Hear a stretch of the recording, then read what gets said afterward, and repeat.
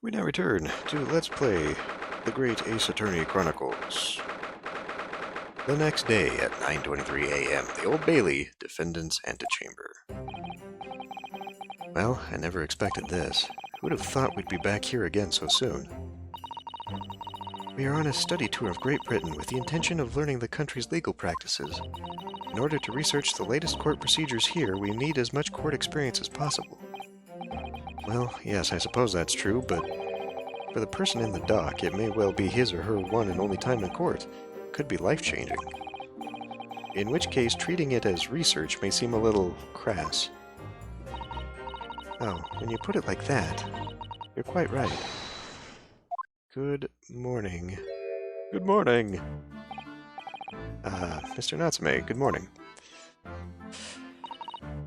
Oh dear, you alright? Your eyes are terribly bloodshot. The early bird catches the worm, as they say here in Britain. Yes, I've heard that expression. But I really don't want to catch a worm. So I tried desperately not to wake up early, but I was so worried I couldn't catch a wink. And now I'm absolutely exhausted as a result. This won't be good. He's gonna slip and say stuff. Do all literary people take things so literally? Thank you for putting your faith in us today, Mr. Natsume.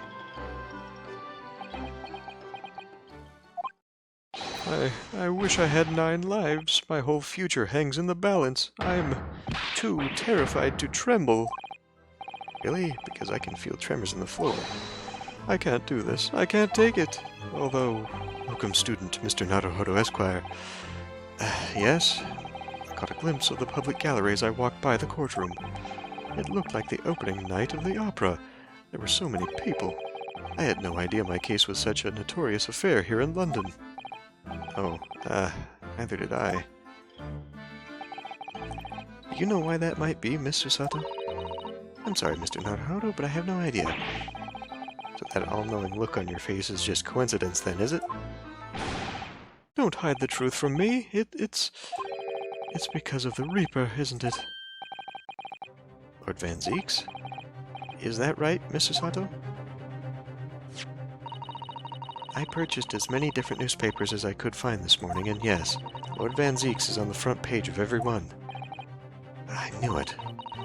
Sometime after the prosecutor was dubbed the Reaper of the Bailey, he stopped appearing in court, it seems. It's been several years now, in fact, until the day before yesterday. Yes, Inspector Gregson told us something similar, didn't he? The trial 2 days ago marked Lord Van Zeek's return to the courtroom after a very long hiatus. The trial of Magnus McGilded. What a harrowing experience that was. I believe that appearance made even greater waves here in the capital than today's. But we wouldn't have realized, of course, having only just arrived in the country.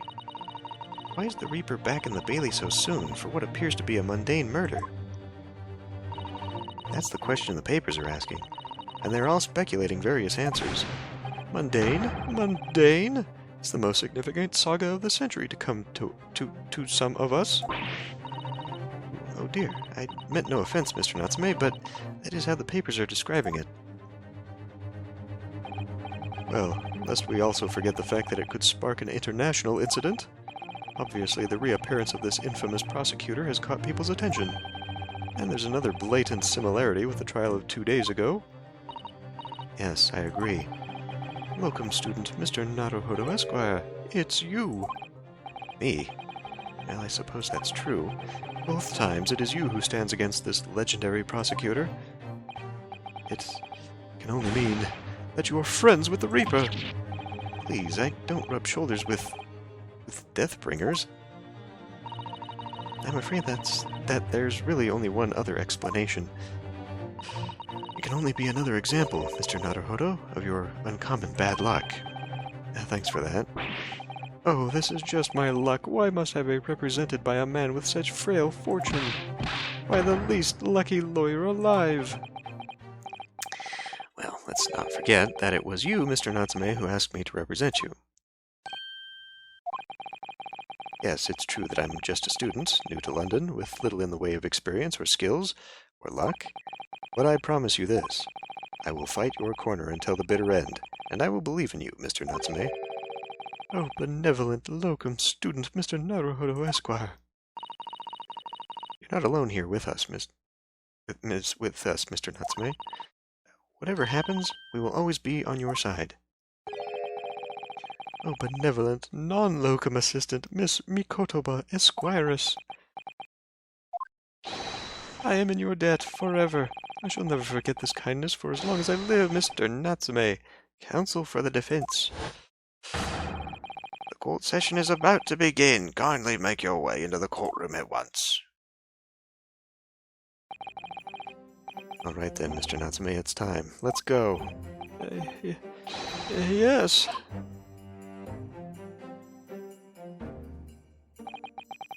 This is it. 12 more damned voices to remember and ruin my throat for.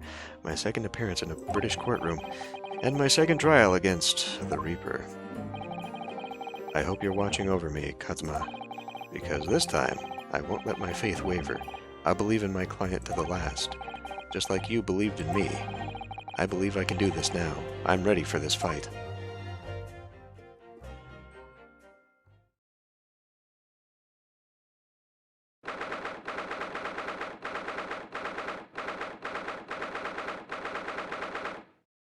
"10 a.m., the Old Bailey." Are you fucking kidding me? There's brand new witnesses? I was hoping they'd at least be the same 6. In the name of Her Majesty the Queen, I hereby declare this court to be in session.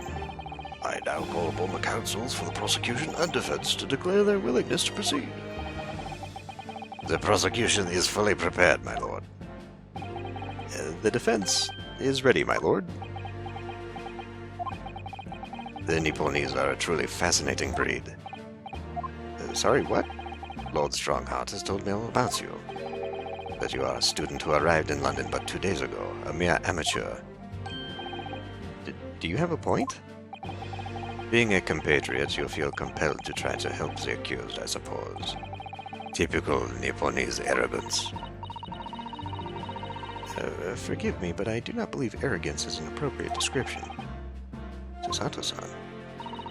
After all, at our previous encounter, the defendant was found to be innocent.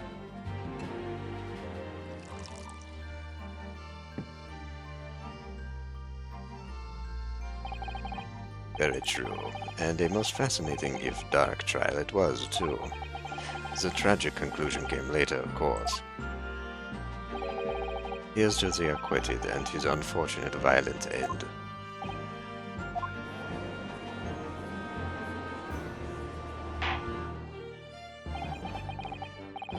Thank you, counsels. I see both sides are in fine fettle.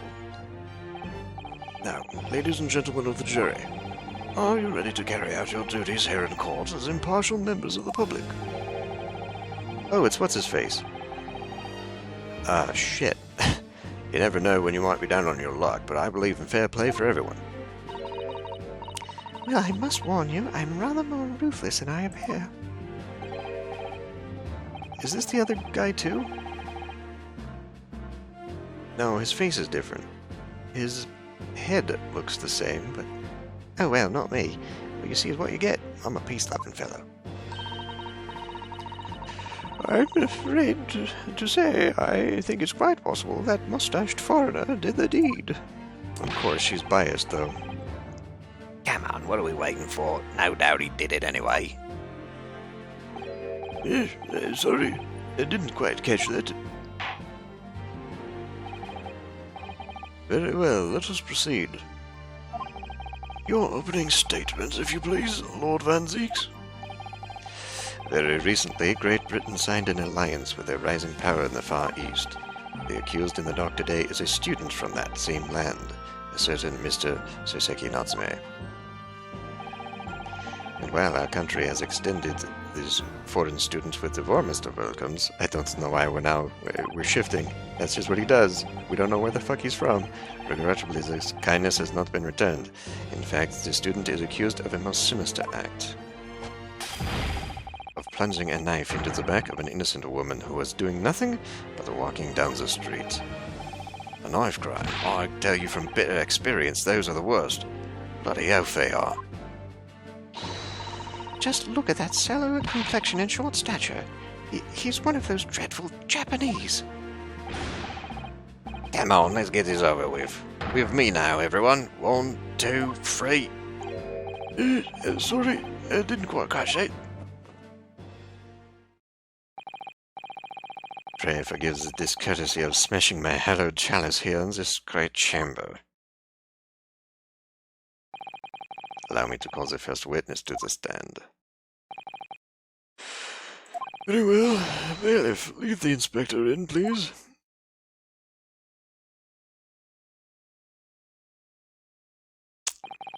Your name and occupation, please. Yes, sir. Tobias Gregson, Detective Inspector of Scotland Yard. Would you please summarize the events of the case for the court, Inspector? The victim is thought to be a young woman in her 20s by the name of Olive Green. I beg pardon, Inspector, thought to be. Yes, having been stabbed in the back by a white Australian, apparently. This is gonna be fun. Going between a dozen accents again that I don't speak well, and their voices attached. Having been stabbed in the back by her attacker's knife, the victim fell unconscious. That was 3 days ago now, and she's been comatose ever since. What? So they don't even know who she is for sure? Comatose, I see. But her life is not in danger. Fortunately for the Eastern student, the charge will not be murder. Pray elaborate on the details, Inspector. Sir, if I could ask everyone to look at this street map. As I mentioned, the incident took place 3 days ago, around 5 in the afternoon. It happened on the pavement running alongside Briar Road, a wide thoroughfare for horse-drawn vehicles. It had not long since stopped snowing as the victim, Miss Green, was walking down the street. Out of the blue, she was approached from behind by the accused and stabbed in the back.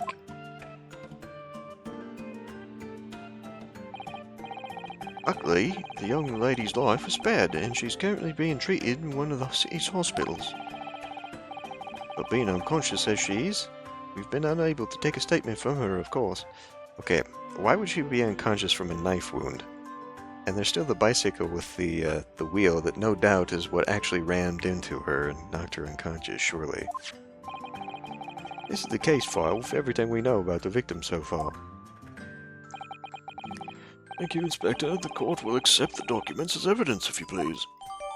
The case file has been entered into the court record. What is the weapon that was used? Sir, I have it here. It was removed from the victim's back. Ouch, that thing is starting to make me scared to walk down the street now. With a heavy blade like that, almost anybody could have been able to stab the poor woman. Even the scragged-looking Saseki-san, I suppose. A common or garden jackknife, I would say. Rather nondescript. Thank you, Inspector. The court accepts the blade as evidence. The jackknife has been entered into the court record. Now then, what do we know of the motive? Money or valuables, I presume? From what we can tell by looking at the woman's possessions, it seems like she's a poor student herself. Hard to imagine she would have had anything much worth pinching, my lord. I see. Well, in that case, are we looking at some deep-seated resentment toward the victim? Oh, I'm afraid I couldn't say. Apart from visiting second-hand bookshops, the defendant, Mr. Natsume, doesn't appear to get out much. At this moment in time, we haven't been able to establish any sort of connection between him and the victim. Yes! Why are you raising your hand? If theft and grievance had been ruled out as the motive, what reason could Mr. Natsume possibly have had for stabbing the young woman? Yet you arrested the man in spite of that, in a totally unjustified and heavy-handed way. Objection!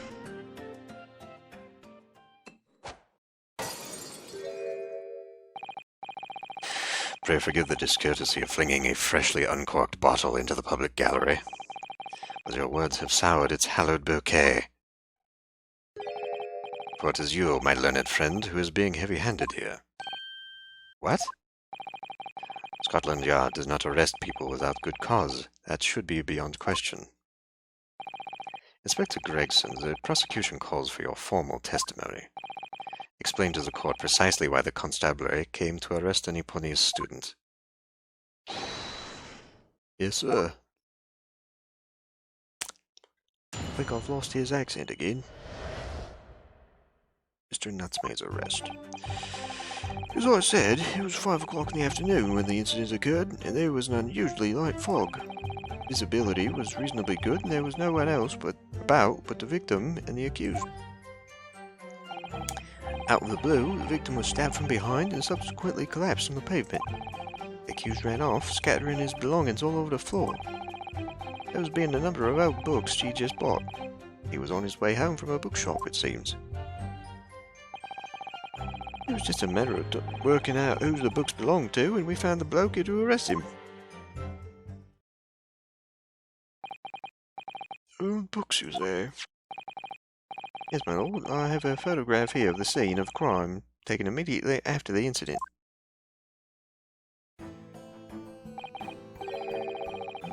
Yes, I can clearly see the books to which you are referring.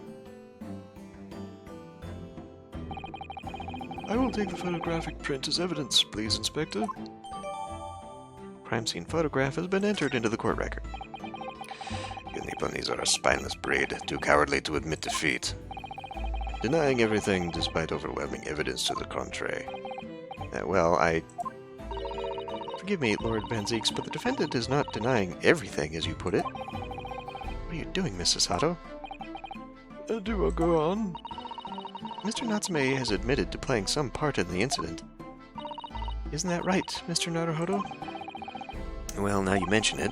When we visited him in the prison yesterday, he did tell us what had all happened. As I was walking along that accursed pavement, I could make out the sole silhouette of another ahead of me, a woman, wearing a green overcoat she was. Just as I went to overtake her,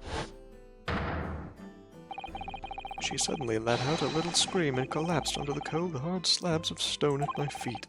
I was terrified. I had to get away from her. So I ran as fast as my legs could carry me back to my accursed lodgings. A green overcoat. Well, that's exactly what the woman in that print is wearing. Oh my, a photographic print in full color. What will the world come up with next? The defendant has done nothing more than admit he fled the scene of a terrifying incident. That does not mean that he's guilty of the heinous crime of stabbing the woman in the back. There was nobody else there at the time, just the two of them, the victim and the accused. In other words, there is nobody else who could possibly have stabbed the woman. A fact that the accused concedes. It seems this cross-examination could prove to be pivotal, counsel. Proceed, please. Yes, my lord. Nothing for it. I have to use this cross-examination to turn the tables here. It's our only chance.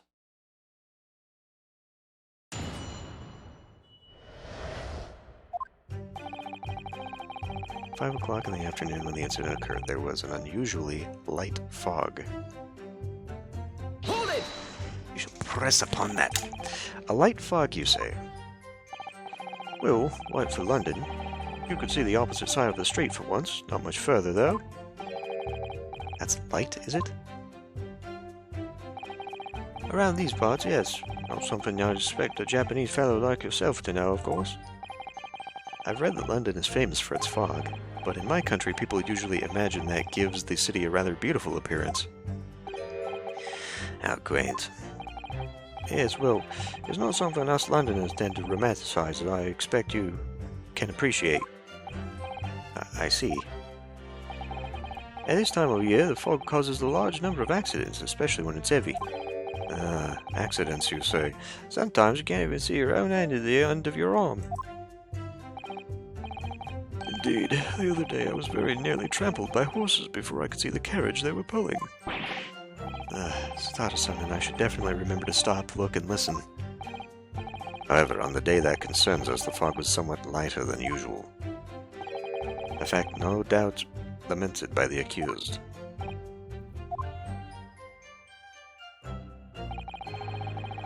Visibility was reasonably good, and there was no one else about but the victim and the accused. Well, we'll take a stab at that. How are you able to state that with any certainty?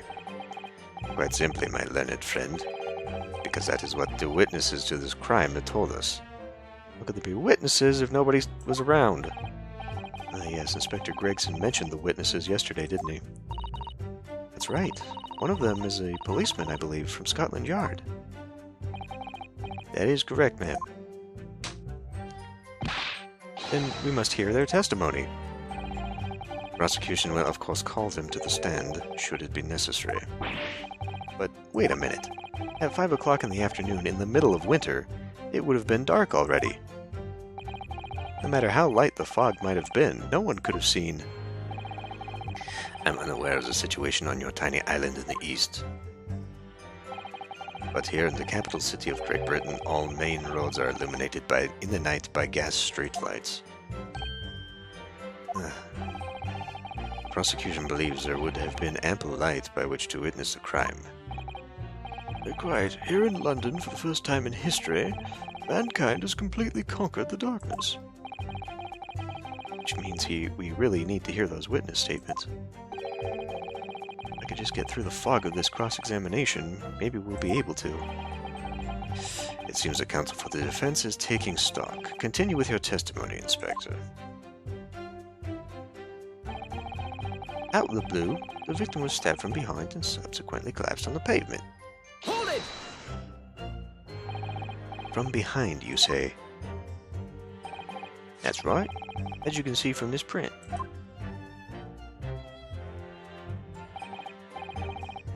Yes, quite so, Inspector. The handle of the weapon is clearly protruding from the victim's back. And you say this poor woman, Miss Green, remains in a critical condition, a comatose, no less. I'm afraid so, my lord, yes. I'm afraid so, my lord, yes. She's been treated at Bart's. I was hopeful she'd come round before the trial started, so I could take a statement, but that wasn't to be. What do you want to bet she's the Deus Ex Machina part of this, and she's going to show up at the very end? Yes, that is indeed a pity. It would have been most illuminating to hear the victim's own account of events. The luck is on your client's side, it seems. On the contrary, my client has been exceedingly unlucky. Your force of tone is seriously undermined by those disturbingly wide eyes, I'm afraid.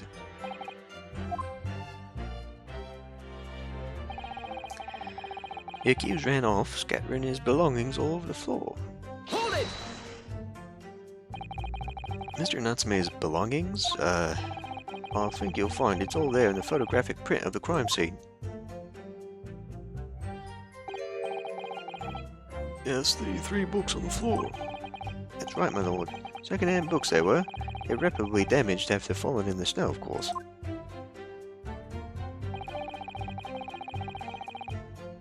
What if the books were for what's-his-face, and in attempting to dry them out, he instead set them on fire? The accused could easily have carried all 3 books in one hand, which means his other hand would have been free to wield a knife, for example. He's very clever, isn't he? What do you mean? He's made it extremely hard for you to assert that Mr. Natsume had his hands full with his books. He's managed to close the one avenue of escape we might have had before we even knew it was there. You mean to say that the defendant was holding his belongings as he thrust the knife into the woman's back? That must be what happened, my lord, yes. Those being a number of old books he just bought, he was on his way home from a bookshop, it seems. Hold it! As we keep pressing on everything, you never know. The defendant apparently visits a second-hand bookshop on a daily basis. Yes, so I understand. A shop full of old English literature. I commend the accused on the lofty subject matter of his scholarly attention. Bloke's room is stacked full to ceiling with those musty old books.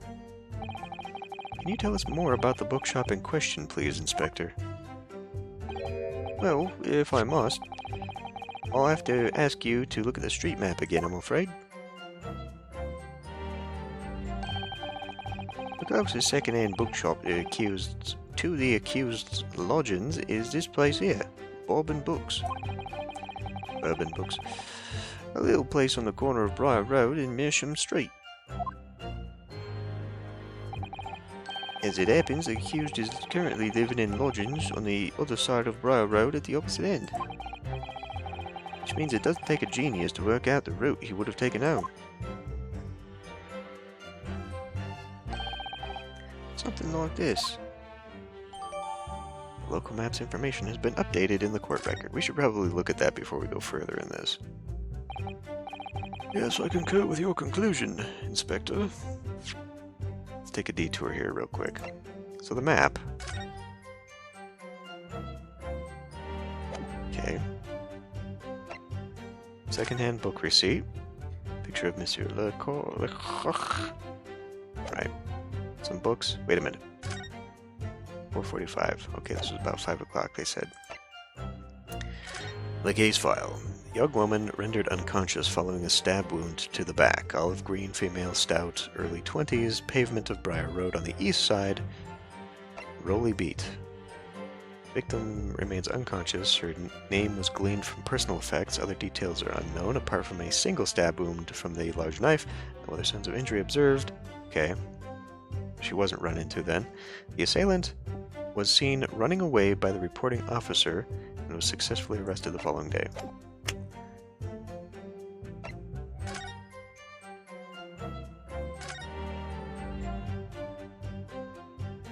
It's chipped.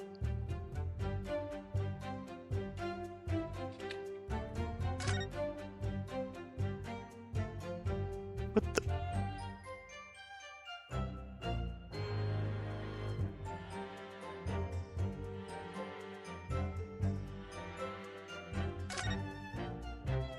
So, apparently inspecting that only.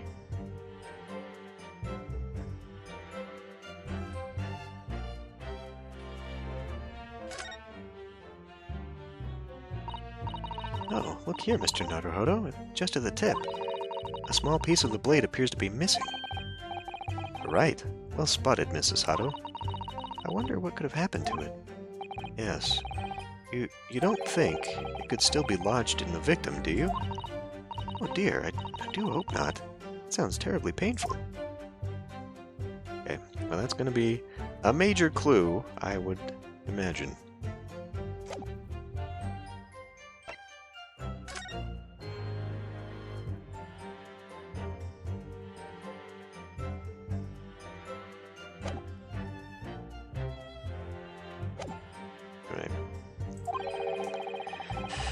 The defendant would certainly have passed the scene of the crime on his way home from that particular shop.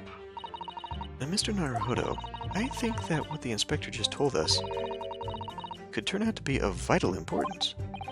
Yes, I agree.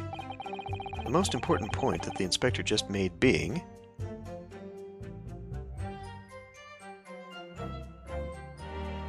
at the bookshop's location? I guess?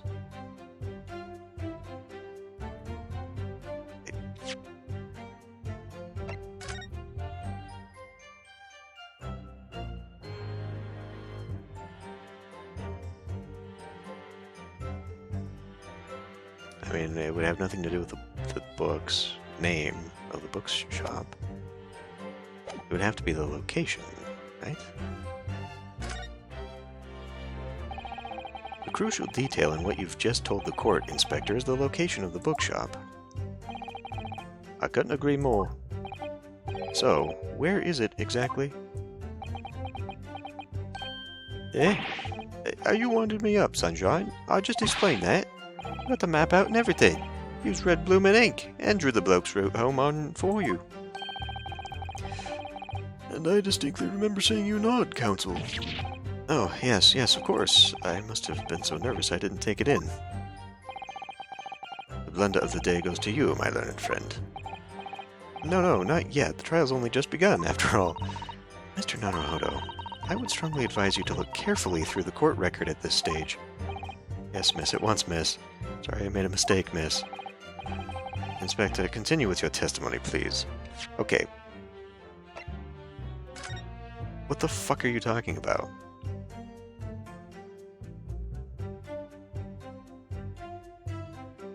That it's second-hand books and he...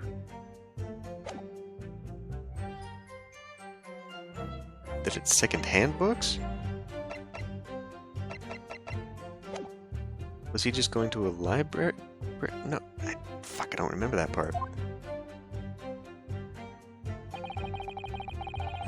It's just a matter of working out who the books belong to, and we found the bloke to arrest him.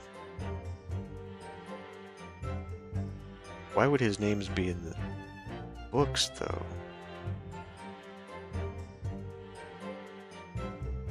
If he had just bought them. Hold it! You asked for the help of the famous detective Herlock Sholmes to locate the defendant, I believe. Stuff and nonsense. Sorry? That jack in office, that busybody, just comes and sticks his oar in whether we ask him to or not. But according to what I have here, Mr. Sholmes was shown to the scene by Scotland Yard detectives.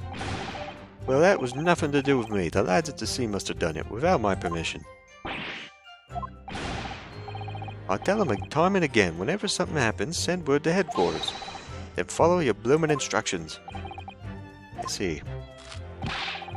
That meddler gets his hands on any details, we'll all be reading it in Rance magazine next month. And you can bet your last farthing that I'll be in there too, stripped of all my hard work in that case. Yes, Mr. Sholmes, no, Mr. Sholmes, aren't you clever, Mr. Sholmes? That's all the thanks I'll be getting. Inspector, if the man is proving detrimental to the Yard's activities, perhaps I should step in and deal with him?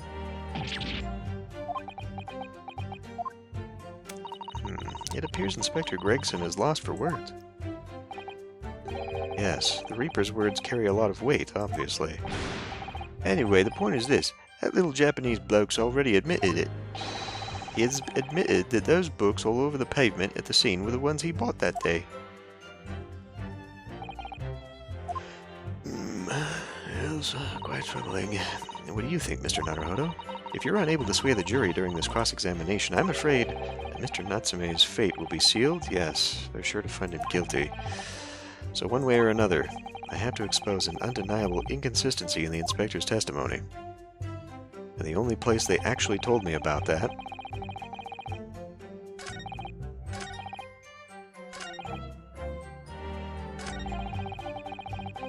was this, right? Hold it! He visits a second-hand bookshop, yes, so I understand. Shit, he just said. What did he just say? Stop talking so I can look at the history. Tell us more about the bookshop. Well...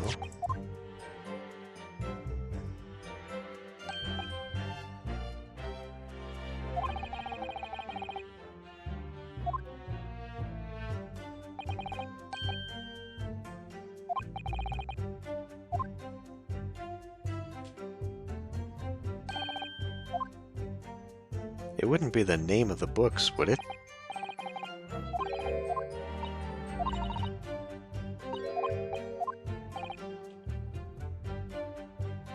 For the bookshop. Is there going to be some stupid thing where it's like, if we actually look, he's been secondhand book receipt. Your books. Aha.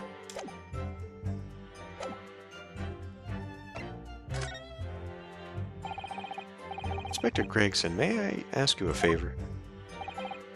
Well, would you kindly add the name of the bookshop to your formal testimony, please? I believe it may be of vital importance. Maybe? Oh, well, you know. I mean, yes, it could be a very important clue. Very well, not that I can see it being of any great significance.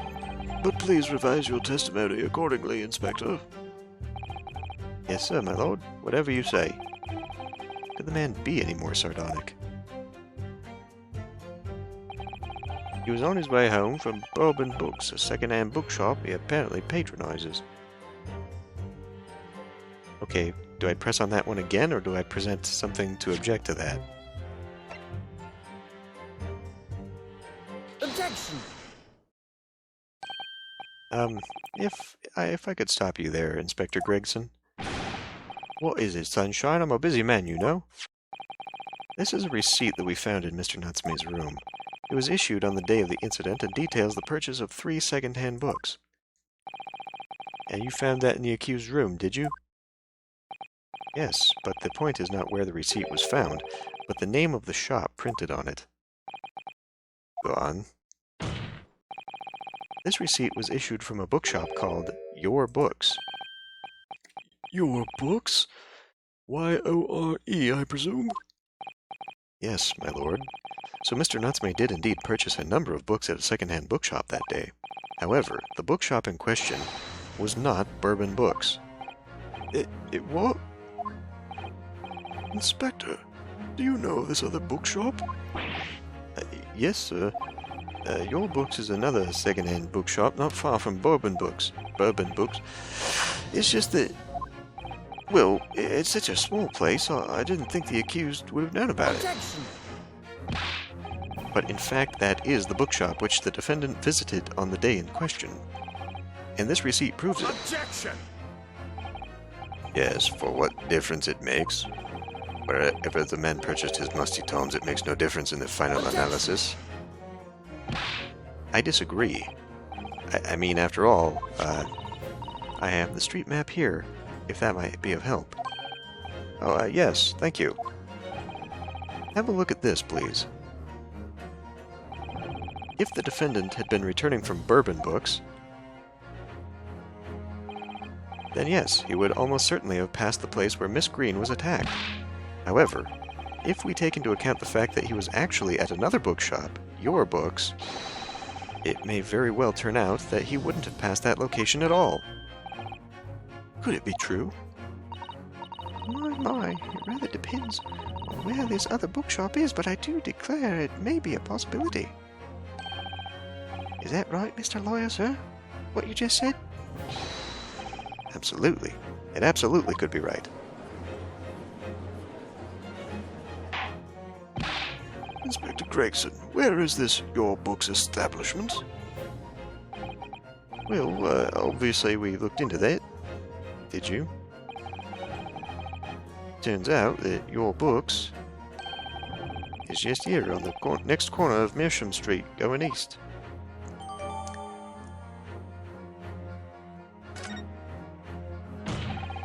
And there you have it, as you can clearly see now. Oh.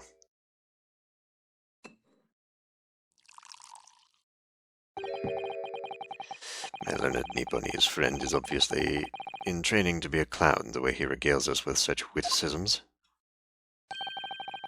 To your future career in the circus. You put that glass down now, or I'll put it down for you. I didn't think I needed to spell it out, but here we go. If the accused were coming home from Your Books instead of Bourbon Books, there's no doubt he still would have passed the place where the victim was stabbed.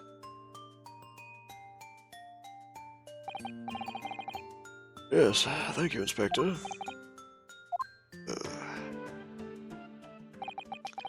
Allow me to reiterate for my learned, if somewhat slow, Nipponiese friend. Wherever the man purchased his musty tomes, it makes no difference in the final analysis.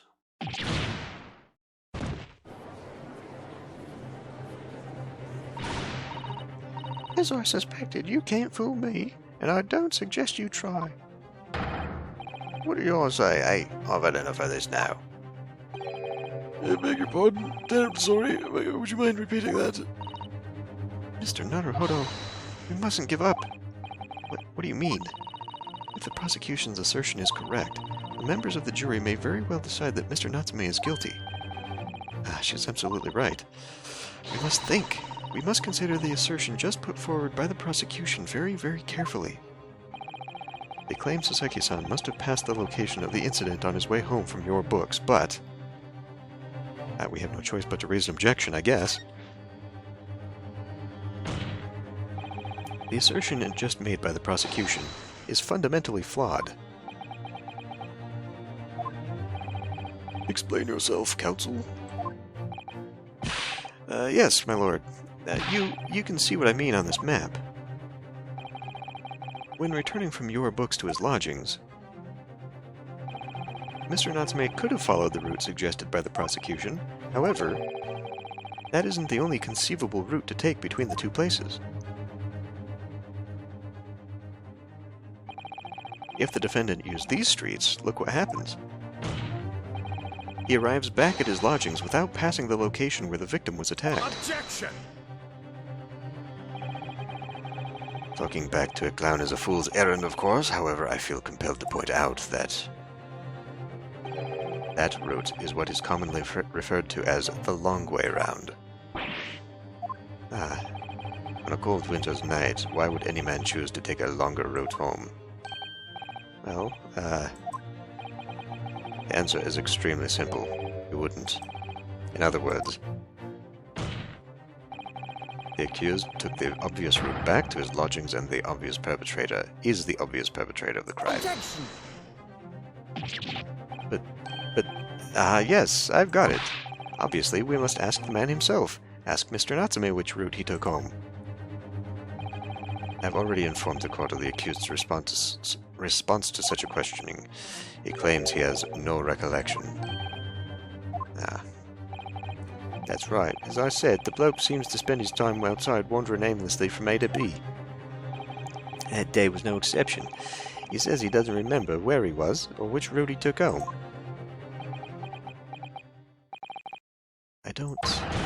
I don't believe this.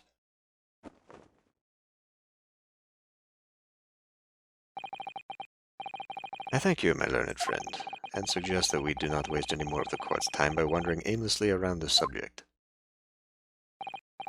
Pray, what say you, insightful jurors? But even if that is the case, the defense still...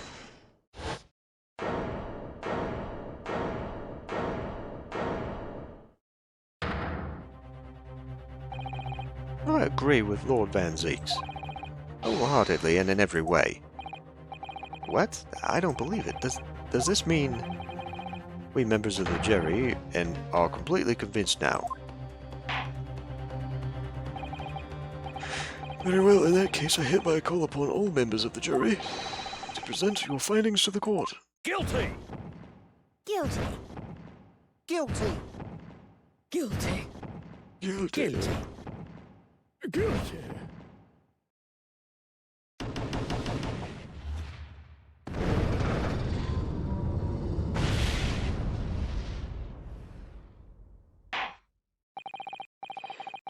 It would appear the jury's leaning is unanimous.